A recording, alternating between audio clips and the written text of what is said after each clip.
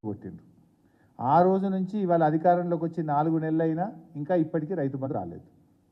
ఇంకా పైగా ఇదే కాంగ్రెస్ పార్టీ నాయకులు బీఆర్ఎస్ ప్రభుత్వం ఇస్తే 10,000 వస్తాయి, మేము అధికారంలోకి వస్తే 15,000 ఇస్తాం అని చెప్పి ప్రజలను నమ్మబలికే ప్రయత్నం చేసినారు. మీరు అడిగినట్టు మీ ప్రశ్నకు సమాధానం ఏంటంటే, మేము కాంగ్రెస్ పార్టీ లాగా ఎలక్షన్ కమిషన్కు కంప్లైంట్ ఇవ్వము, ఫిర్యాదు చేయము. దయచేసి వెంటనే రైతు బంధు డబ్బులు వేయండి అని విజ్ఞప్తి చేస్తూ ఉన్నాం. అదేవిధంగా ఎండిపోయిన పంటలకు కూడా 25,000 రూపాయల నష్టపరిహారం కూడా ఇవ్వాలని మేము డిమాండ్ చేస్తున్నాం. మీరు రైతులకు మేలు చేస్తే మీలాగా అసూయపడేటోళ్ళం కాదు, మీలాగా మేము ఎన్నికల కమిషన్కు ఫిర్యాదు చేసేటోళ్ళం కాదు. మేము దాన్ని స్వాగతిస్తాం, మీకు ధన్యవాదాలు కూడా చెప్తాం. మాకు రైతు ప్రయోజనం ముఖ్యం. మాకు రాజకీయాల కంటే కూడా ఈ రైతుల ప్రాణాలు కాపాడడం, రైతు ప్రయోజనాలే బీఆర్ఎస్ పార్టీకి ముఖ్యం. దయచేసి మీరు ఇవ్వండి అని చెప్పి మీ ద్వారా